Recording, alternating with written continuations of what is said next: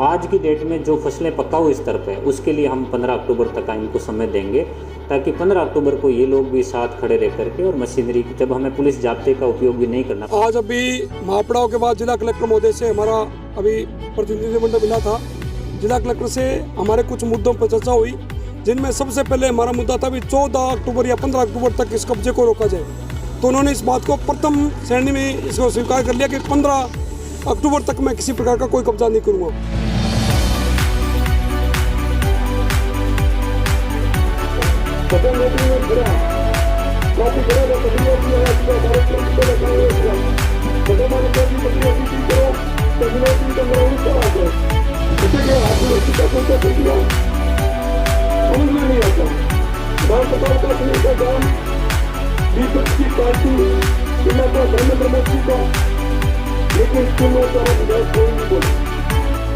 आज जो हनुमानगढ़ ज़िले से लगभग 64 किलोमीटर में भारतमाला निकल रही है, उनमें के संदर्भ में संघर्ष समिति जो किसानों की बनी हुई है, इन्होंने एक प्रतिनिधित्व मंडल आके मिला है।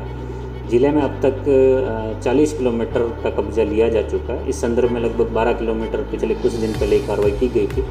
ये कार्रवाई पिछले 2.5-3 साल से पेंडिंग थी और भविष्य में भी हम इनके लेने का प्रयास करेंगे।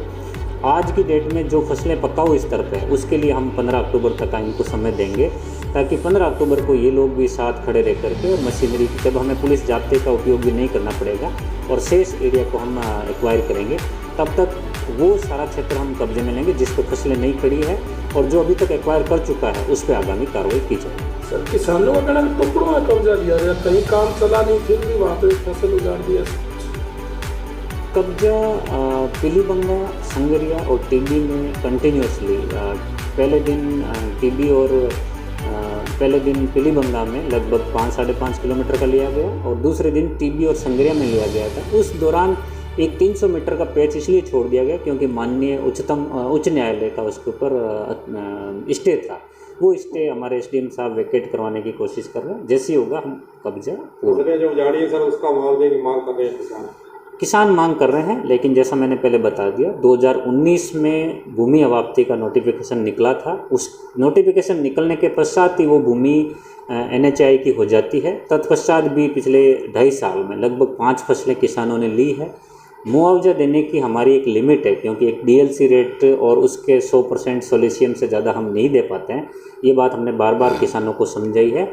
आज की डेट में जो फसलें उजड़ी है उसके बारे में किसी प्रकार का मुआवजा हम नहीं दे पाएंगे, कानून के मुताबिक इनको अवगत कराते हैं। सर, आज अभी महापड़ाव के बाद जिला कलेक्टर महोदय से हमारा अभी प्रतिनिधिमंडल मिला था।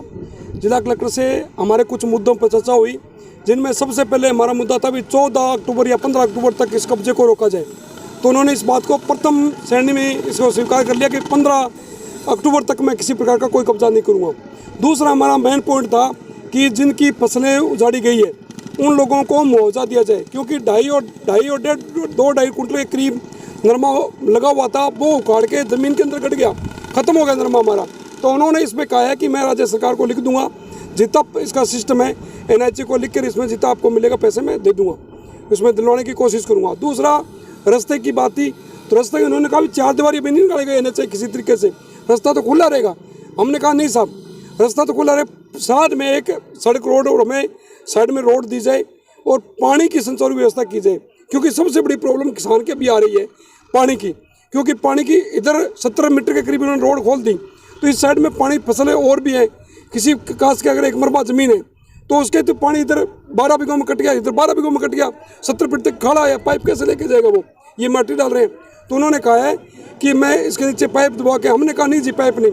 NHI का गाइडलाइन ये कहती है कि पहले माटी डालने से पहले पुलिया बनाओ, पुलिया बना के उसको पानी सुचारू रूप से दो, उसके बाद आगे की कार्रवाई शुरू करो। तो अगर उसके बाद ये नहीं मानते, खाली अगर भोंपू लगाएंगे पानी वाले, तो हम स्वीकार नहीं करें। कलेक्टर साहब को स्पष्ट शब्दों में कह दिया कि फिर हमारा तकरार होगा, इसलिए NHI को स्पष्ट शब्दों में कह दो गाइडलाइन से चले और वो पाइपलाइन का सिस्टम ना करके पुलिया हमें दे। ये हमारी चर्चा हुई है।